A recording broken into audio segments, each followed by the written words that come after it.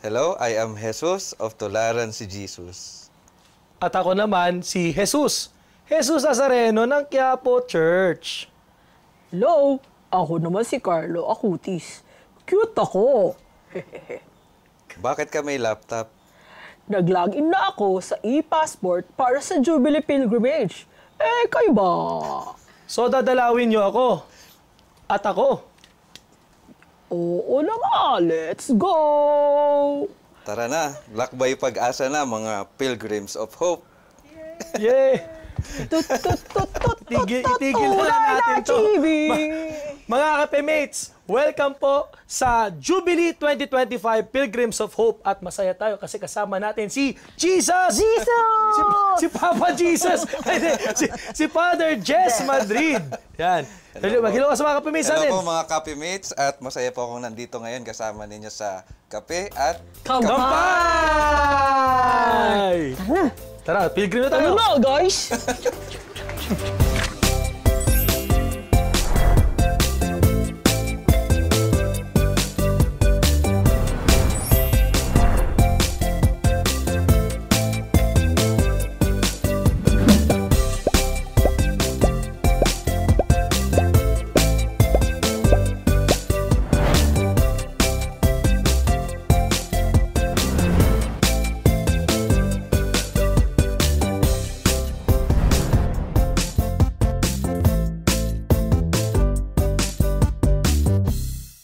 Mga kape-mates, kasama natin ngayon sa ating episode ng Kape at Kampay for Jubilee 2025. Walang iba kundi si... Father Jesus, ayan po. Ayo. Father Jesus Madrid ng Tularan si Jesus ng Archdiocese of Manila po. May maganda akong tanong, palagi mong kasama yan. Ano bang kwento niyan, Father? Sa totoo po, meron po akong Facebook page ang pangalan Tularan si Jesus. Dati po ay nagdo-drawing lang po ako ng ganitong image po ni Jesus. Tapos there was a time na naisip ko rin na magpagawa na ng ganitong imahe para madadala ko talaga kapag saan-saan ako nagpupunta. Tsaka magagamit ko po pag may mga reflection ako, may nahahawakan na Jesus. Ayan. For sale ba yan? Opo. For sale? Magkano yan? Meron po nito sa... Pwede ba ako magsabi? Sige, mag-plug ka. Sa St. Paul's po, nagbebenta po sila nito. Yan. Alam mo, tsaka sa parish po namin sa Our Lady of Fatima. Yan. Sa Santa Mesa. Alam mo, meron akong ipopropose sa'yo. Pwede mo rin yung ibenta. Alam mo saan? Sa tindahan ni Chabi. Ayan, makipag-uusap tayo. Chabi! Kapag ko si Father Jess. Hello, Father Hello, Bless! Parang kilala ko to, Father. Bakit? Saan mo siya nakilala? Simbahan namin. Sa simbahan ninyo? Kasi nasa-assign siya sa? Dati po ako sa... Immaculate Conception Parish sa Tayuman. Kasama si Father Ray Anyatco. Ito ba yun, Father? Ibebenta mo dito sa tingnan. Sige, pwede na mapag-uusapan natin kung magkano ang commission. Sige, Father, upo muna tayo. Yan. Ang cute nga niya. Ang cute niya, no? Actually, alam mo, Chabi, lagyan natin dito kasi nakahilera yung mga main characters natin. Sige, si Father Jess Madrid ang in charge ng Jubilee 2025 Pilgrims of Hope program, Lakbay Pag-asa ng Archdiocese of Manila. Pero bago natin malaman itong Lakbay Pag-asa, Father Jess, konting life sharing muna. Ilang taon na po sa ministry? Saan kayo naka-assign? Ano yung mga previous assignments? Tapos, ilang years na po sa preschool? Ako po ay isang taon na pong pare. Sa taon ko ba lang pare? Parang tagal na! Mukhang matagal na. Matagal na! Sige. Po, ang unang assignment ko bilang deacon po ay sa EDSA Shrine. Nag-stay po ako ng 6 months doon. Then, I was transferred to Quiapo sa last stretch ng diaconate. Tapos unang assignment bilang pare sa Quiapo din po. Tapos after Quiapo, na-assign po ko sa Immaculate Conception sa parokya po nila. Sa Tayuman. Sa Tayuman. And then, after nun, ngayon nasa Anom na po ako. Our Lady of Fatima sa Santa Mesa. Bacood, Santa Mesa. Hindi ka na makalimutan ni Father. Hindi ka na makalimutan, no? Actually, si Father Jess po ay nag-guest na sa isang episode natin ng Kape at Kampay na shoot natin sa Quiapo Church kung saan pinagnilayan natin ang Poong Jesus Nazareno. Pero sabi ko nga, si Father Jess ay may special assignment ngayong Jubilee year. At ano ba, Father, ang pinagkakabalahan mo? Ayun po, ang pinagkakaabalahan ko talaga ay una, yung pagpe-prepare before the start of the Jubilee year. Hinanda po natin yung mga activities ng Archdiocese at nakipag-coordinate tayo sa mga Jubilee churches para sa mga gagawin nilang activities sa kanilang Jubilee church. Tapos, meron din tayo mga Archdiocesan activity na patungkol din sa Jubilee year.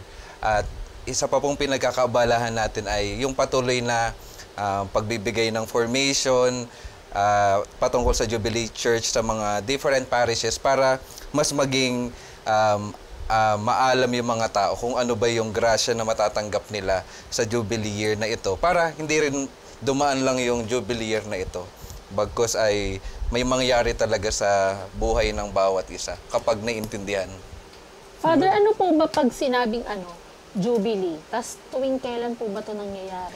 Yun. Yung Jubilee po ay isang taon kung saan yung ating simbahan ay binubuksan talaga yung pintuan ng grasya at habag ng Diyos. So, primarily, this is about God's forgiveness, God's outpouring of graces to all of us. Ano yung pinagmulan nito? Yung pinagmulan ng Jubilee, hindi naman chismis ito, pero katotohanan nito.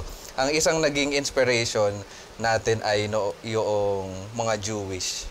In the book of Leviticus, kaya tinatawag din naman na Jubilee, kasi ang mark na magsisimula na yung Jubilee sa mga Hudyo ay yung tinatawag na Yobel. Yobel, yung parang trumpet. Oo, yun yung pinapatunog. Sa mga Hudyo, every 50 years. Tapos anong nangyayari? Every 50 years according to the law, yung mga alipin, papalayain. Yung mga utang, papatawarin na. Yun na naman. Kaya lahat ng mga may utang sa tindahan. Lahat na may utang patawarin, kasama na kami. Diba?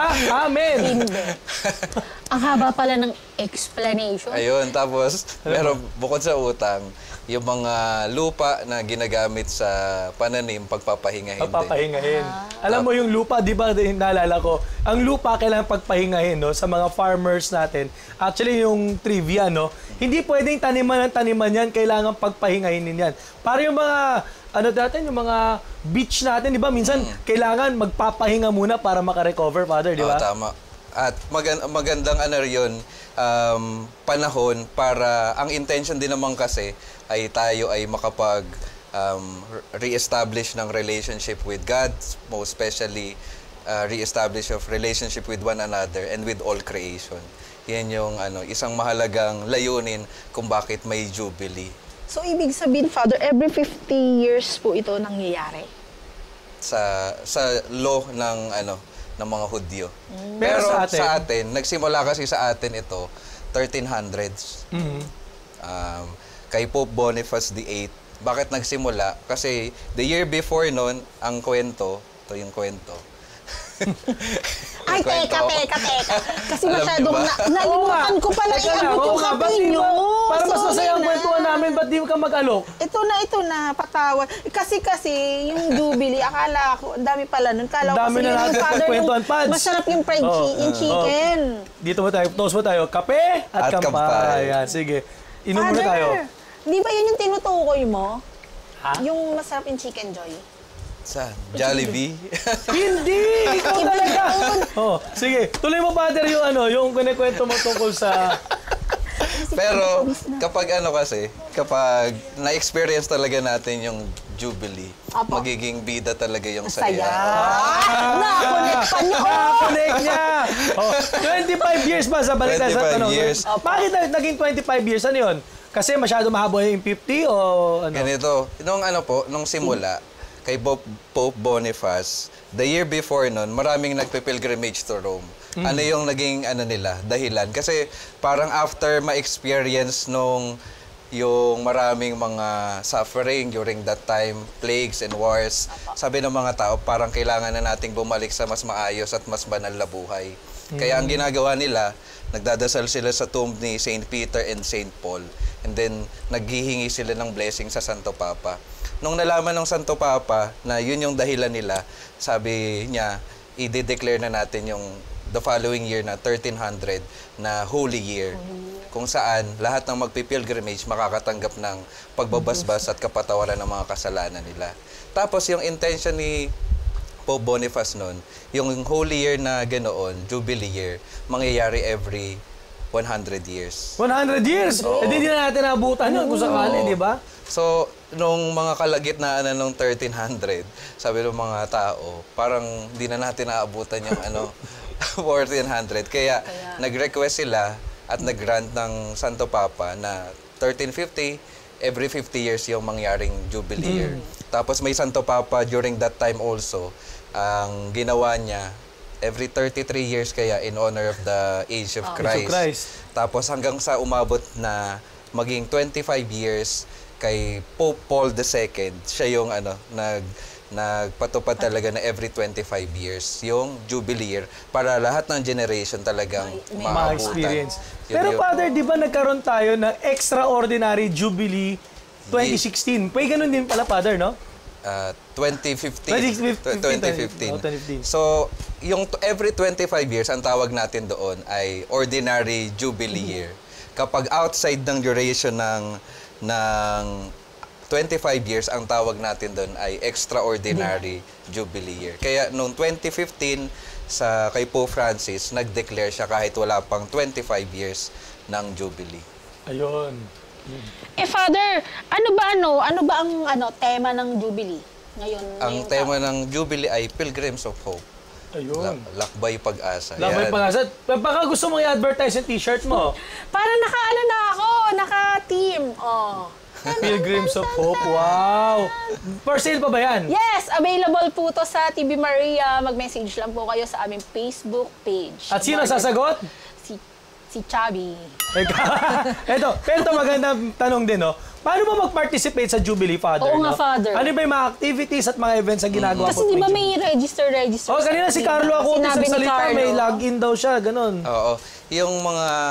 Yung regular na may activities ay yung mga Jubilee churches talaga.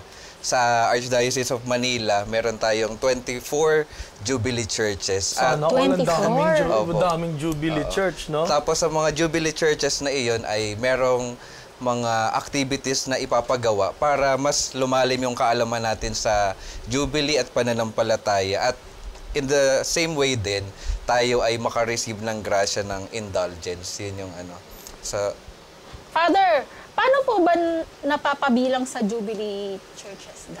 Paano may pinipili po ba? Sa Archdiocese of Manila, ang pumili ay yung ating mga kaparian, kasama si Cardinal, ang Presbyteral Council and the Cardinal, at sila yung nag-decide na mag-assign ng mga sectors to each Jubilee Church. Pero ang automatic na mga Jubilee churches ay yung mga minor basilica, tsaka national shrine. Ayun. Sa ibang diocese, kay Father, hindi ko rin alam kung paano sila namili. Hindi ko rin alam. Pero maganda, no? Kasi kapag Jubilee, konektado palagi sa pilgrimage, no? At yun nga, napaganda na sa ating patuloy na pagkukwentuhan tungkol sa Jubilee Year 2025, magandang tignan natin, usisain natin yung ibig sabihin ng Pilgrims of Hope. Ano ba ibig sabihin kapag ikaw ay naglalakbay pag-asa, naglalakbay na may pag-asa, at naglalakbay patungo sa pag-asa, di ba? Diyan lang yan, di ba mga kape-mates? Magpatuloy tayo sa ating kwentuhan dito sa Kape at Kambay!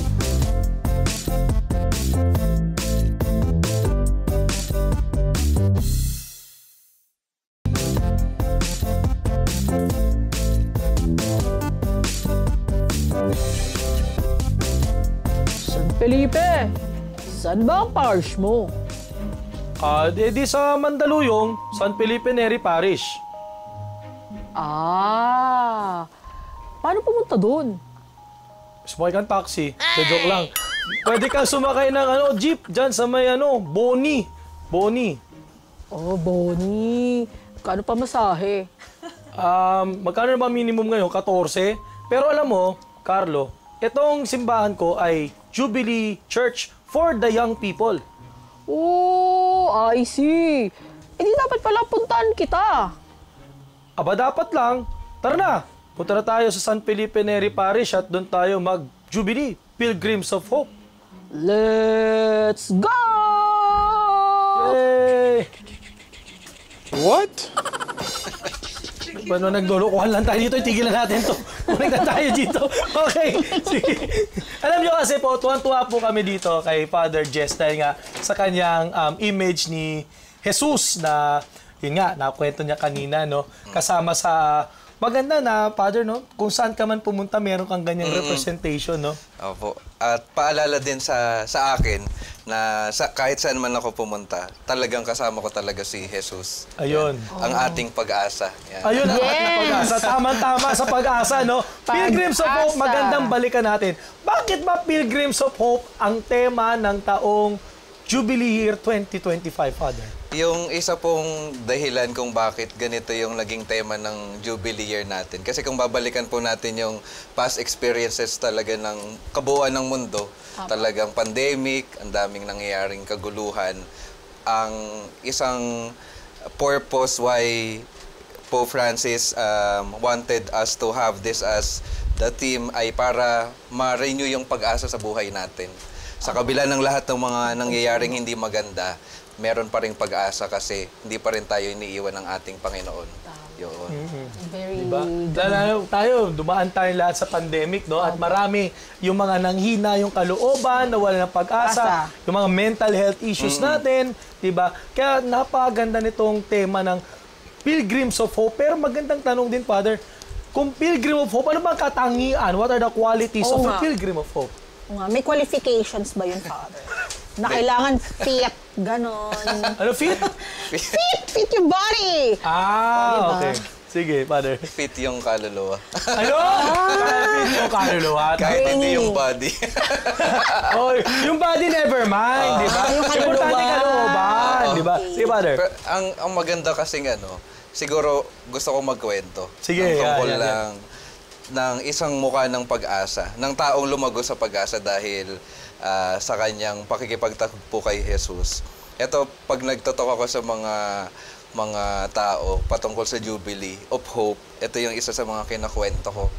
Nung time ng Yolanda, naalala nyo naman yan, no? 2013. 2013. After few months, 2014 na, kaming mga seminarista nun, 4th year college pa lang ako nun.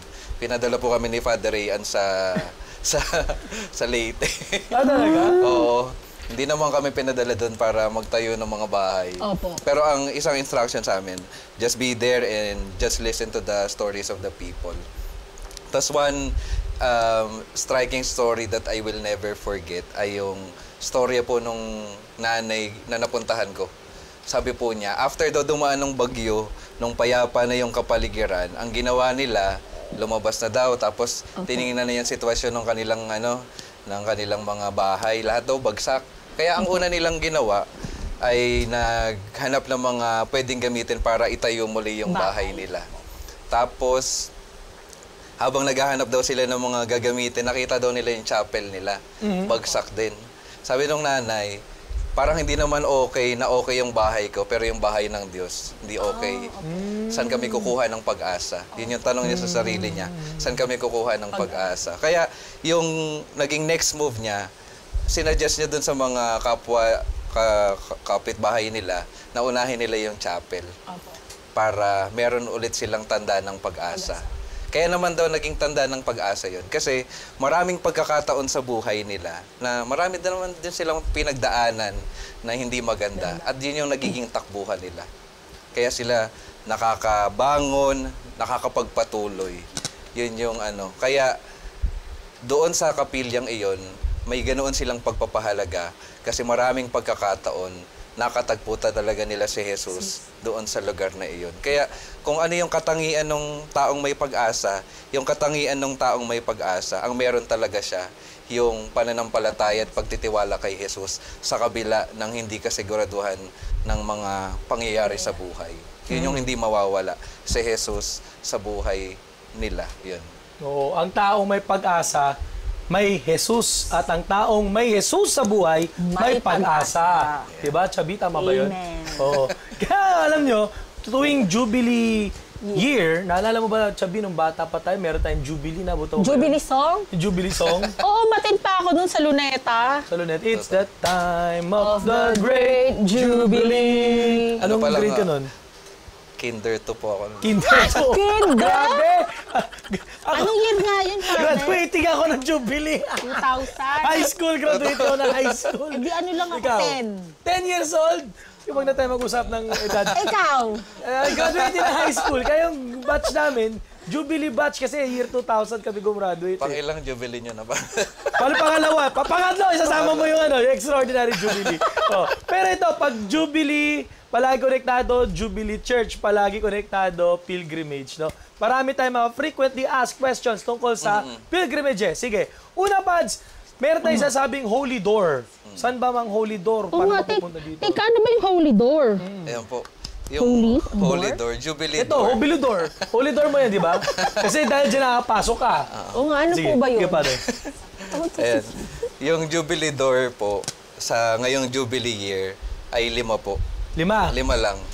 So, that means all the other Jubilee churches, walang Jubilee Door. Walang Jubilee door. So, ano yung 5 simbahan o lugar na may Jubilee doors? Sa Italy lang meron nun. Yung 4 major Four basilicas. major basilicas. Tapos, additional ay isang pintuan sa prison. Oh, sa yung, Rome. yung prison sa Rome. Oo. So, para saan yung Jubilee Door ay ito yung paalala sa atin kapag dinaanan natin ito na yung buhay natin ay dadaan mula sa pagkakasala papunta na sa grasya ng ating Panginoon. So, passageway from sin towards grace, from destruction towards salvation. Yun yung magandang pinapaalala sa atin ng ating pagdaan doon sa Jubilee Doors na meron tayo. Maganda nga nabanggit na hindi lang yung 4 major basilicas yun na ang may Jubilee door. So Santa Maria Maggiore, St. Paul outside the walls, St. Peter, pati St. John Lateran, pati yung preso ng Roma, nilagyan ng Jubilee door kasi ibig sabihin kahit may mga tao nagkamali noon, may pag-asa pang magbago. May gusto nga po akong kwento tungkol sa prison eh. Sige, Father, kwento Kasi mo lang. minsan na rin po ako napunta sa kulungan. Nakulong ka! Oo, nakulong. Nakulong ka, Father! Minsan na rin po ako napunta sa kulungan. Nakulong kaso, shoplifting, jaywalking! Sige ba? O overeating. Hindi. Sabi, tingnan mo naman siya kumpara mo sa atin, di ba? Anyway, sige. Go ahead. Nung seminarista kasi ako, meron po kaming apostolate sa prison. Particularly sa Makati City Jail. Tapos yung isang, kapag nagsisharing kasi kami, yun yung isa sa mga ginagawa namin. Sabi nung isang preso noon, nung seminarista pa kami, brothers, alam nyo ba, nagpapasalamat ako dahil nakulong ako. Bakit daw? Medyo nagulat din kami kasi kung makulong kayo, magpapasalamat ba? Kaya nga, di ba? Siyempre, hindi, Father. Sabi niya, kasi daw, kung hindi siya nakulong, magpapatuloy lang siya sa mga dating ginagawa niya na masama. Noong una daw, syempre, nainis talaga siya kasi nahuli siya eh. Tapos, ang nangyari, nung nasa kulungan na sila, wala naman silang ibang magawa. Kaya unti-unti siyang sumasama sa mga Bible sharing, sa misa. Tapos eventually, yun yung naging daan para mas malaman niya talaga kung ano yung tama tsaka mahalaga sa buhay. Kaya later on, dun siya nagkaroon ng conviction na magpasalamat talaga kahit nakulong siya. Kasi sa kanyang pagkakakulong, dun siya napalaya ni Jesus. Yun yung mas mahalagang paglaya na ibinibigay din ng experience ng Jubilee sa atin. Kahit na nasa ang lugar tayo, pwede tayong palayain ni Jesus. Ayun. So, ibig sabihin, Pads, ang Jubilee door lang ay nasa Rome. Pero sa Pilipinas, meron tayong babanggit mo kanina, Jubilee churches, no? So, nabanggit, pinili ito ng at least sa Archdiocese of Manila, yung mga kaparian, pati ni Cardinal. Tapos, may ano ba to, tao dito? Meron ba itong bakit iba-iba yung number ng Jubilee Church? Opo. Yung sa number po ay nakadepende rin naman po sa mga nagde-decide kung ilan or ano-anong mga simbahan yung ide-declare as Jubilee churches. Tapos yung mga Jubilee churches kasi ito yung mga simbahan na nakatalaga para doon talaga mararanasan ng mga tao yung grasya ng Diyos ng pagpapatawad sa mga kasalanan. Kaya yun, nakadepende sa mga nagde-decide or mga obispo kung ano yung mga pipiliin nilang Jubilee churches. Ang mahalaga ay yun, magkaroon talaga ng mga available or maabot yung mga mananampalataya. Kaya yung ibang mga simbahan, lalo na sa mga probinsya, talagang magkakalayo yung mga Jubilee churches nila para yung mga tao na malalayo sa sentro, may pwedeng puntahan para maka-receive ng grasya ng Jubilee. Father, para saan naman po yung Jubilee passport? Ano ba to? May mga dadaan ng immigration officer? Grabe, may immigration officer. May tatatakan pa. may tatatakan. Tatanungin ka kung gumraduate ka na ba? Oo. Nasaan yung show money mo? Saan Ganon. yung returning ticket? Return ticket, mga oo. ganon. Nasaan na yung mga OWA, ganon, di ba? Sige Yung ba? ano pa? Yung mga Jubilee passport na naririnig natin at nakikita natin ay paraan lamang para maengganyo tayo na mag-participate sa mga Jubilee activities. Pero ang pinakamahalaga, kahit walang mga Jubilee passports or yung mga pwede nating mahawakan or mapatatakan o kaya matanggap na certificates, ang mahalaga kasi yung experience natin ng pagbabalik loob din sa Panginoon. Kasi kung hindi tayo magiging bukas sa grasya ng Panginoon, or hindi tayo magbabagong buhay na talaga at magiging tapat na sa Kanya, kahit ano pang daming passport o tatak yung mayroon tayo, tsaka certificate, ay hindi rin naman tayo dadalhin nun sa kaligtasan. Kaya ang maganda lang, maengganyo tayo na mag-participate at maging bukas at lumago sa pananampalataya para maranasan natin yung kaligtasan na nais ng Diyos para sa atin. Kaya sa Archdiocese of Manila, meron kayo ngayong online na ang inyong passport. Kasi sa amin, at least sa Baclaran Church, meron pa rin kaming physical na, may picture ako papakita yan, Kuya Jigo, no? May physical passport pa rin kami na kung saan pwedeng tatakan. Pero sa Manila, ano yung inyong procedures? Sa amin po ay online na lahat. E-passport, e-Jubilee card po. Yung process namin. Magre-register lang dun sa website ng Jubilee ng Archdiocese of Manila.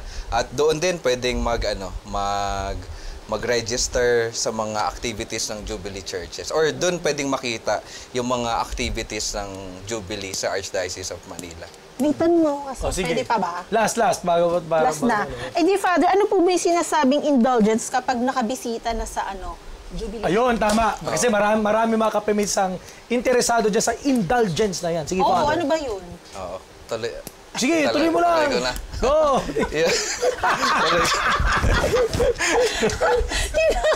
Kasi baka may mangungutang. Wala pa siya, Father. Di ko pa tinet. Mamaya pa. Sige, go, Father. Yung indulgence, according naman sa CCC, ito ay remission of the temporal punishment na meron tayo sa mga kasalanang napatawad na sa atin. Ibig sabihin, remission, pag-aalis ng temporal punishment. Ano yung temporal punishment? Ito yung naiiwan na consequence ng mga pagkakasala natin sa kaluluwa natin na pwede nating pagbayaran through penance in this world or in our time in purgatory.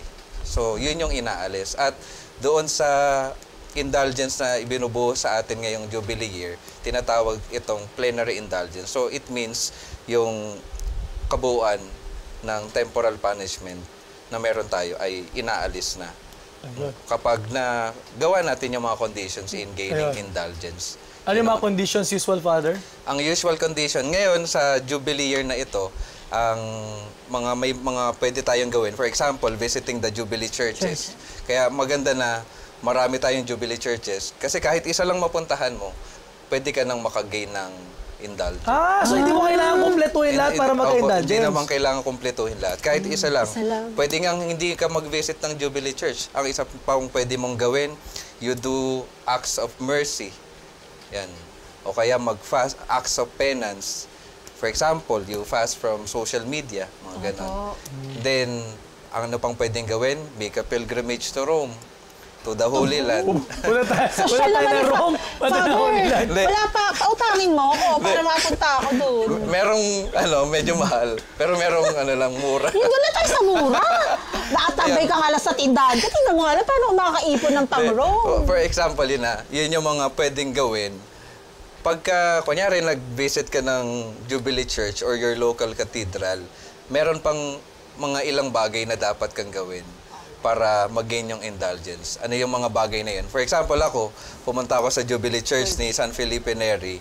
Ang gagawin kong mahalaga ay magsisimba ako, magre-receive ng Holy Communion, magkukumpisal ako, tapos ipagdadasal ko yung intention ng Holy Father.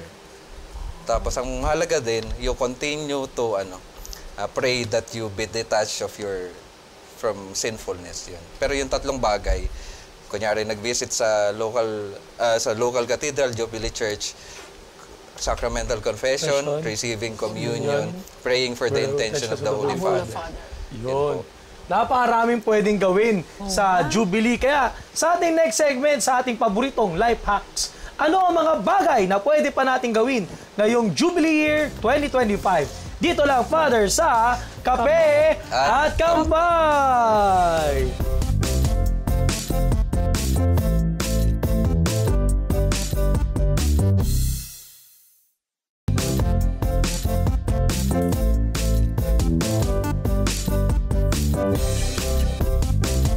Hello mga father. Oh! Ang gaganda po ng mga chibi niyo, father ah. Teka, ang tanong, kilala mo ba yung mga yan? Isa lang kilala ko dyan, father. Sino? Si Jesus. Si Jesus. Hindi mo kilala yung iba. O sige, pakilala natin, Father. Ito, kilala mo ba to? Hindi po, father. Sige, Father, sino yan? Si San Felipe Neri po. Ayan. Mag-hi ka, Dante. Siya ang patron saint. Siya yung patron saint of a happy life, di ba? Yung Happy life, Mga comedians. Ayan. Ay, yung isa po, father. Ito, si Jesus din ito. Di mo pa yung kilala? Si Jesus sa Dalawa, sareno. Jesus. Jesus. Oo. Oh. Ito. Malago yung buhok ko yung isa. Ito yung hindi pa nahirapan. Ito yung nahirapan na, no? Hindi, pero syempre pala siya si Jesus. Yun, nasa dulo. Kilala mo yan? Hindi rin po, father. Sige, Father. Si ano to? Si Blessed Carlo Acutis, soon to be saint. Ayan. Siya yung batang saint na sa pamamagitan ng social media, internet, pinakilala niya yung mga Eucharistic miracles, pati mga Marian images, no? Kaya pala may laptop siya. Oo, ginamit niya yung internet. Gamer din daw yan, si Carlo Acutis. Yung pala, yayain mo. Sige. Ano? Parang kulang yung chibis niyo, di ba? Dapat 5. Bakit yun ang bibili mo, Chibi? 5 po sana eh. O, take, 1, 2, 3, 4. Kulang. Ito po yung 5, chibi. Sino siya, si? Chibi. Chubby. Hoy! Sorry. Chibi Maria! Bibilin mo rin ako. Hindi na. Dagdag gastos lang po, Pads. Okay na po yung 4. Okay na, so, pero pag binila mo, 1, 2, 3, 4, 5. 5 life hacks tayo, mga kape-mates. 5 life hacks. Ano yun? Karma is real! Tinamaan to eh. 5 life hacks. Ano yung mga bagay na pwede natin gawin ngayong Jubilee Year? Sige na. Pads, wala na po ako. Baka madagdagan pa yung buko ko sa ulo. Baka ang bilangin sa'yo. Yung po, untog na. Tatlong untog kayo dito. Sisirain mo pa yung bubong ko. Ang bihira kayo. Sige.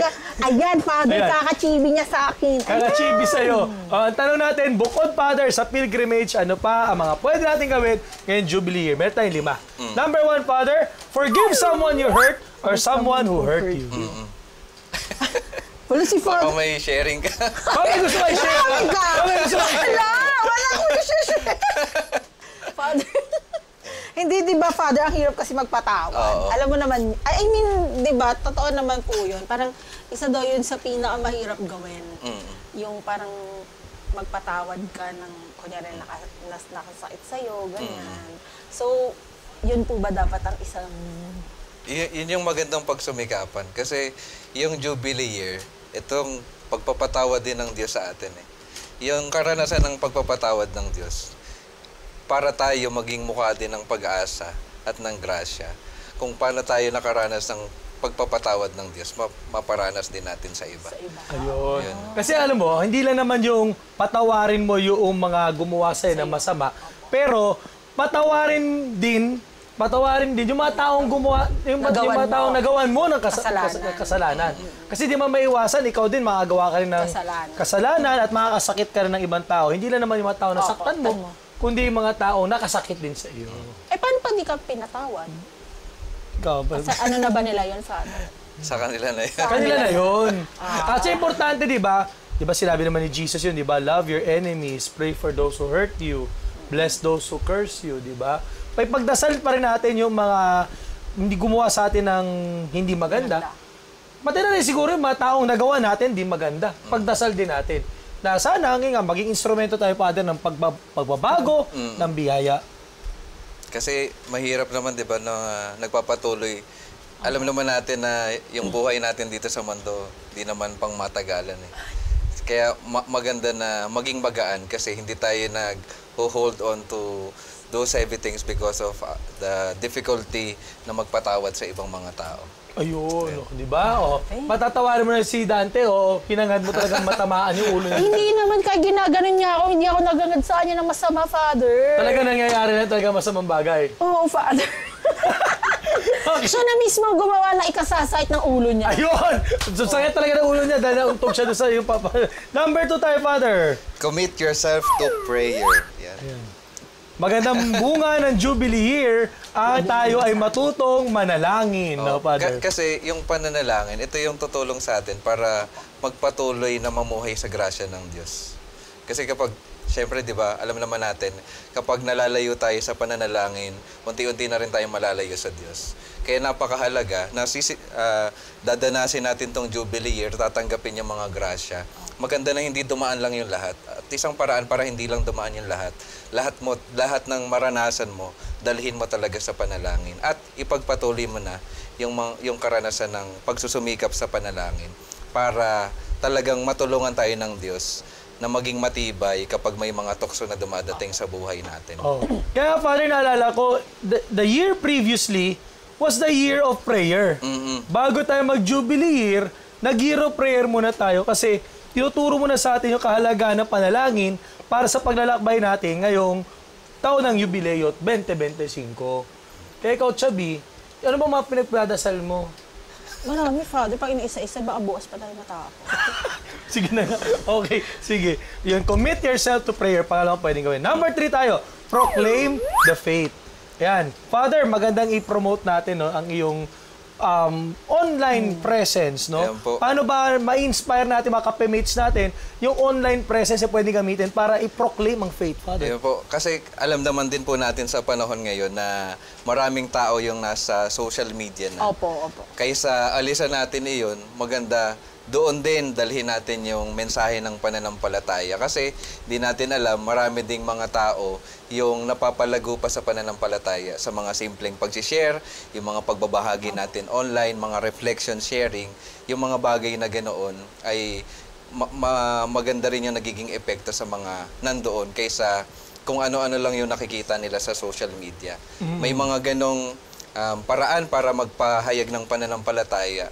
Yung isa pang gusto kong paraan na maganda rin na magandang masimulan din sa atin, yung dalhin yung mga experiences of faith sa mga kwentuhan. Yung mga informal way of sharing the good news or sharing the faith. Kasi ano yung, pwede ba ako magkwento ulit? Sige, kwento lang. Huwag ka mag-asawa. Kasi may time nung nasa Quiapo pa po ako, may time na pinagbasbas po ako ng isang kainan doon malapit po. Opo. After ko mag-blessing, inaya po nila akong kumain. Kaya yung mga polo ngayon.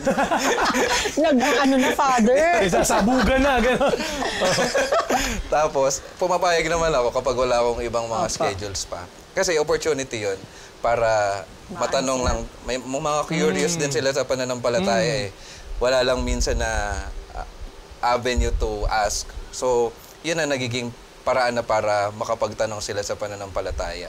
Yun yung nangyari nung isang blessing na yun. After kumain magkwentuhan, bumalik na ako sa Quiapo, sa kumbento. Tapos, after some time, may tumawag sa akin, tinawag ako ng guard. Sabi niya, Father, may naghanap sa yung abogado. Nabahan ako. Pero pagbaba ko, abogado kasama dun sa blessing. Tapos tinanong ko siya, ano pong mapaglilingkod ko sa inyo, attorney? Sabi niya, Father, gusto ko pong mangumpisal. Ibig sabihin, sa simpleng pagbabahaginan ng pananampalataya in the form of kwentuhan, nabigyan siya ng inspirasyon para katagpuin yung Diyos sa sakramento ng kumpisal na kahit simpleng paraan, basta natamaan, tatagpuin niya yung Diyos sa ganong paraan. Kaya maraming paraan, hindi kailangan palaging sa mga formal setting. Kahit sa mga simpleng buhay, yun talaga pagsasabuhay talaga ng pananampalataya, yung mahalaga para madala din natin yung iba sa pakikipagtagpo kay Jesus. Ayun. Maganda yun, Father, alam nyo. Totoo yung sinasabi ni Father kasi, let's face it, no, medyo minsan hindi kami accessible mga pare sa inyo. Kaya ito, at least sa parish ko, magkukwento rin ako. Sa parish ko, ang ginagawa ko, yung mga misa to mesa. Alam mo, paborito natin yun. Misa to mesa. Pagtas mag-misa, kakain ka sa mesa. No? Yung misa to mesa, yung opportunity na makipagkwentuhan sa mga tao. Pati yung mga common questions nila, na itatanong nila na hindi nila may tanong sa pare dahil hindi namin malapitan si Father, busy si Father, no? Pero yung sa pamagitan nun, yun nga, marami tayong natatouch ng mga buhay. Kaya itong Kape at Kampay, actually, ito yung inspirasyon nito, makikita nyo kami mga pare na maging accessible sana kami sa inyo, no? Pati yung mga ibang mga pare, ma-inspire din, no? Na tumambay kayo sa tindahan, makitambay kayo sa buhay ng tao at huwag tayo manatili nakakulong minsan sa loob ng ating mga kumbento. Ayan. Sige, pumunta tayo. May ubusan ng time. Number 4, perform acts of mercy and kindness. Yan. For example, yung mga pagpapakain sa mga nagugutom. Ayun. Papakain natin kay Dante. Parang ikaw yung naka-agree na pagpapasok ko. May kagad. Hindi, pinapakain ko si Dante, Father. Teka lang, may tumatawag. Sige, tuloy niyo muna sa Sige. Ano pa ba? Yung basically, pagtutulong sa mga nangangailangan. Paggagabay sa mga nawawala nating mga kapatid. Yun yung mga pwede pa nating magawa sa Jubilee year na ito na hindi lang sa atin yung benefit, pati na rin dun sa mga taong paglilingkuran natin. Yan. Actually, Pads, hindi lang naman yung paggawa ng kabutihan. Alam mo, pinaka-basic na kabutihan na pwede natin gawin? Maging kind tayo sa bawat isa. Yung maging mabait tayo sa bawat isa. Yun na yung wala sa mundo ngayon, yung wala na yung kindness. Para naging uso na kasi yung maging malalaban, balahura, no? Parang palagi lang sinasagot mo lahat, di ba? Yung maging mabait lang, sabi nga, di ba? Be kind because you do not know what that person is going through. Natuloy ako, may na-realize na tuloy ako. Ano? Gusto ko na tuloy mag-sorry kay Dante kasi pinagtawanan ko siya nung nang-open siya. Ayun, mamaya pabalikin natin si Dante. Magpapakabait na lang ako sa kanya. Tsaka magsasorry. Ayun, oh. Tsaka yun, Father, yung sabi mo yung sa act of kindness, Father, parang masarap pala na nakakatulong ka sa kapwa mo. Example, kunyari, yun nga yung may matanda na tatawid, ikaw namamadali ka. So, tulungan mo muna siya makatawid, di ba?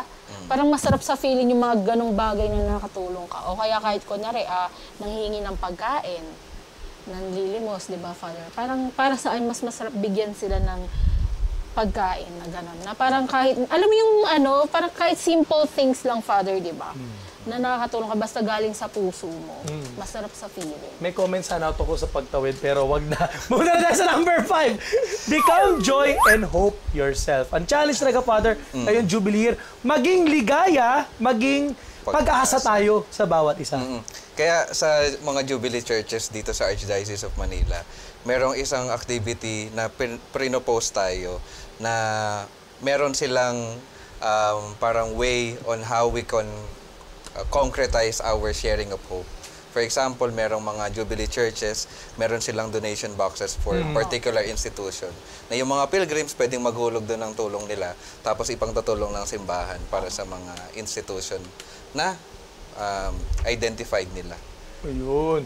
Kumbaga, itong Jubilee year, hindi lang tayo makakaranas ng joy, hindi lang tayo makakaranas ng pag-asa, pero kundi tayo mismo magiging joy at magiging pag-asa. Kaya yan ang 5 life hacks natin dahil time is up na tayo. Things to do this Jubilee year, Father, alternate tayo. Number 1, forgive someone you hurt or someone who hurt you. Number 2, commit yourself to prayer. Number 3, Chabi, proclaim your faith. Yeah, number 4, Father, perform acts of mercy and kindness. At number 5, Chabi, become joy and hope yourself. Ayan, kaya marami na tayo napagkwentuhan tungkol sa ating Jubilee Year 2025 pero patuloy, baka meron pa tayong makukuha, mapipiga mula sa napagandang taong ito. Dito lang sa Kape at Kampay!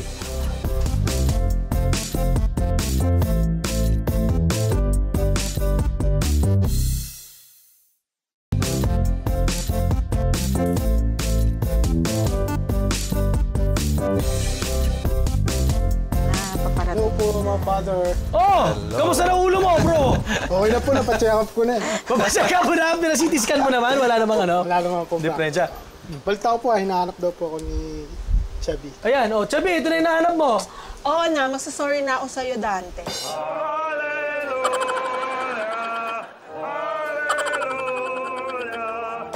Kasi tinawanan kita kanina. Ba't para labas sa ilong yung pagpapatawad mo? Hindi galing yun sa puso ko, Father.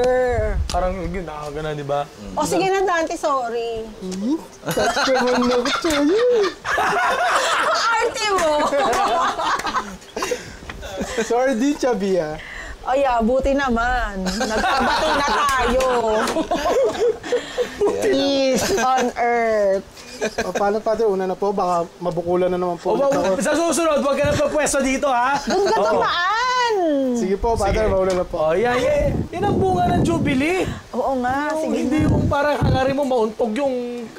Uy, wala naman. Kasi concern ako sa bubong ko. O sige na, party shots sa tayo mga kapemates, no? Sharing muna tayo, no? At maganda mga kapemates, share niyo rin yung masagot ninyo dito sa ating comment section. Ano ang excited mong gawin ngayong Jubilee?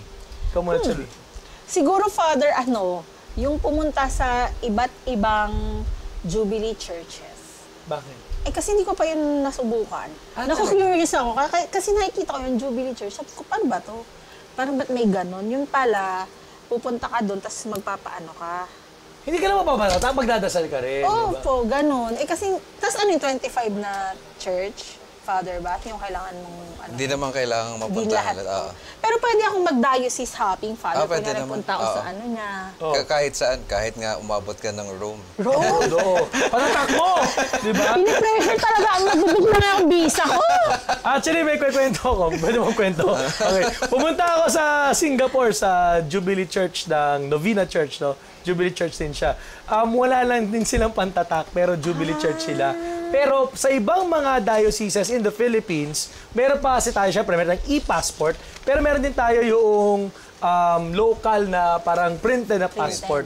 So, at least sa Baclaran Church, pwede mo yung tatakan. Kaya pag pumunta ako ng Cebu, pumunta ako ng Laguna, Pampanga, sa Pangasinan, basta meron silang pantatak, ipapagtatak mo. Kaya sa parish ko nga, may nagpunta, hindi na kami Jubilee Church, nagpapatatak, di ba? So, ayun, kaya Ganun pala pwede, siya, pwede, pwede naman. Sige, yun yung isang plano. Excited akong gawin. Ngayong Jubilee. Sige. Ay, ikaw. Oh. Sa akin, ang excited kong gawin ngayong Jubilee year, actually, yung more of the proclamation of faith, no? Lalo-lalo na, syempre, may platform tayo, nasa TV, nasa radio, tapos i-invite pa tayo sa iba't ibang mga talks, shows, etc. Tapos syempre, pagpipilgrimage, napakaraming platform na ino-offer ni Lord. Pero itong platform na ito ay para mas makilala siya at hindi ako. So, kaya yung ngayong taong Jubilee year, basta kapag may nag-i-invite sa akin ng mga ganito, mga opportunities, palaging magbigay ng pag-asa, to give hope. Hindi yung paasa, kundi yung pag-asa talaga na nagmumula sa Diyos na hindi tayo i-disappoint. Yun yung sinasabi ni St. Paul na hope does not disappoint. Sapagkat kapag tayo may pag-asa sa Diyos, hindi tayo bibiguin ng Diyos. Ikaw, Pads, ikaw ano? Ako naman po, dahil tayo ay nasa panahon ng Jubilee, lakbay pag-asa yung tema natin.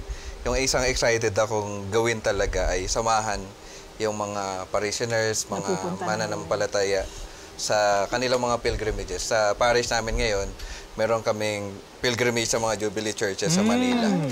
Sa Liturgical Commission, meron din kaming pagsasama sa mga liturgical ministers ng Archdiocese doon sa papunta sa Jubilee Church nila na parte sila. Yung masamahan yung tao sa kanilang renewal and rediscovery of faith and hope sa ating Panginoon. At hindi lang sa mga ganong activities, more on siguro maging starting point iyon, pero sa mga ordinary times in the parish, may I be able to continue on journeying with them.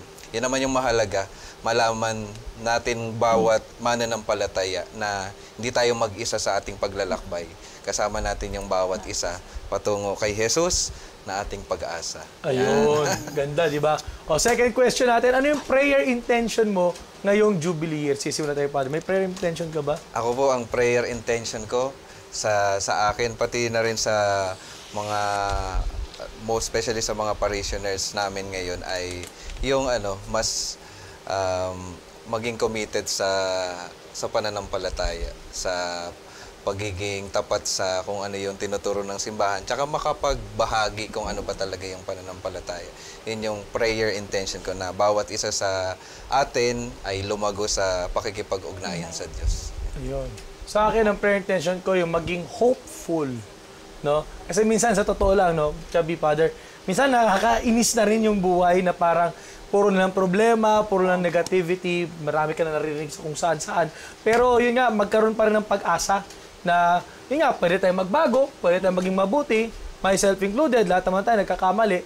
Pero yung may pag-asa pa rin at maging instrumento din ng pag-asa, palagi na sinasabi, naalala ko, seminarista pa tayo, naging parihan. Palagi sinasabi, di ba? Ibig sabihin may pag-asa pa. So yun nga, paging hopeful. Ikaw, Chubby. Sa akin, Father, yun din, katulad nung sa iyo. Kasi di ba, nowadays, marami ng, di ba, nagpapakamatay kasi nawawalan sila ng pag-asa sa buhay. So siguro yun po yung prayer intention ko, na laban lang, na wag silang mawalan ng pag-asa kasi meron naman tayong kinakapitan sa taas na hindi niya naman tayo pababayaan. So, yun lang. I thank you. I thank you. Bow. O, ito, last na question na. Ano yung commit mo ngayong nagawin ngayong Jubilee? Sige. Ako, ang commitment ko ngayong Jubilee, actually very similar with Father Jess. Kasi marami ako mga communities ngayon na ngayon ko lang nasamahan na maglalakbay, makikipag-journey. Meron ako ngayong community ng mga madre. Shoutout sa Our Lady of Sorrows, Sister Servants of Mary. Every month, nagbibigay ako ng recollection sa kanila, maniwala kayo hindi. Pero yun nga, mga Vietnamese ito, Indonesian, mga ibang bansa, no? Na, yun nga, I'm accompanying them. Tapos doon, yun, spiritual director na rin tayo sa Our Lady of Guadalupe Minor Seminary. Meron akong 3 seminarista na dinadalaw every month, no? Itong mga ang aking i-commit is makipag-journey ako dito sa mga bagong community na aking makasama. Siyempre, yung community natin dito, TV Maria, sa Veritas, at sa lahat natin mga platforms. At siyempre, San Antonio de Padua Parish, no? To journey with them. Yun ang i-commit. Ikaw, Father. Ako po, ang isang i-commit ko yung sarili ko ay pagiging available when people ask for the sacrament of confession. Yan. Kasi, eto recently, kapag nagmimisa ako ng umaga sa amin, may mga lumalapit for the sacrament of confession. At yun naman, gusto natin na dahil yung Jubilee naman ay about sa pagpapatawad ng Diyos. At tayo, yung mga pari, yung makakapagbigay talaga nun, ay yun, mahalagang i-commit ko yung sarili ko sa pagiging available especially for that sacrament. Tsaka dagdag lang po, pwede bang magkwento ulit? Yeah. Sige lang, Father, go. Nung nasa Quiapo ako, meron kaming program doon na tinatawag na iThursday. iThursday, yes. Tapos, di ba, usually kapag feeding program, we share about the faith, then we feed them. Tapos one time during Lenten season last year, after nung pagbibigay namin pagkain, may lumapit sa akin street dweller. Sabi niya, Father, pwede ba ako mangumpisal? Tapos, hindi ko naisip na pwedeng i-offer sa kanila yung sacraments. Pero, siguro, all the time na nakikinig sila, parang siguro unti-unti silang nahubog na rin. At gusto na rin nilang matanggap yung mga sakramento na binabahagi din naman namin. Kaya, last year noong nasa Quiapo pa ako, every Thursday na nandun yung mga street dwellers, I made myself available for the sacrament of confession. At magandang paghuhubog sa akin kasi mas natuturuan ako na maging katulad ni Jesus, lalo na sa pag-aabot ng grasya sa mga tao, lalo na sa kahit anong aspeto ng buhay nila. Yun yung Ayun. Ganda, ikaw. Syempre ako kinocommit ko, magbebenta pa ako ng mga t-shirt. Talaga naman. May papasok mo pa yung advertisement mo. Hindi. Sige, advertise mo na. Oh. Hindi. Ano yung ang gusto kong i-commit ngayong Jubilee year naman, yung mga taong nangangailangan ng tulong, pipilitin kong tulungan, hanggang sa abot ng aking Yung mga makakaya. Basta wag lang pera. Kasi alam mo na mahirap yung pera. Dahil wala rin tayo ng Father. Siguro sa ibang bagay. Prayers, Kaya presents, gano'n. pipiliin kong tumulong. Pipilitin kong tumulong. Tsaka yun nga yung mga yung sabi nyo nga, Father, yung magpatawad, mga gano'n, or Sumasagot to. Ay, nako! Talaga si Dante. Ayun lang. Sige, tama na, Father. Sige. So yun nga mga kapimates, sa paganda ng kwentuhan natin tungkol sa Jubilee 2025, no? Patuloy natin yung kwentuhan natin, no? Ano yung excited mong gawin ngayong Jubilee year? Tapos ano yung prayer intention mo? Comment below. At syempre yung kinocommit mo rin ngayong taon ng Jubilee. Kaya siguro, sa pagbabakas, Father Jess, invite mo ang ating mga kapimates sa mga gawain natin sa Jubilee 2025, Lakbay Pag-asa. Go! Go! Po, mga kapimates, iniimbitahan ko kayo na talagang daanan yung mga gawain natin sa Jubilee Year para sa buhay po natin magkaroon ng magandang pagbabago at magabayan tayo ng ating Panginoon patungo sa kaligtasan. Kaya mga kapimates, tara na, lakbay pag-asa na. Ayun. Amen! Amen! So muli mga kapimates, maraming salamat po sa iyong paikisa sa ating kwentuhang masaya. Kasama si Chubby, kasama si Father Jess, dito lang sa Kape at Kampay! Thank you, Father Jess! Lalakan ng mga chibi. Lalakan ng Chubby.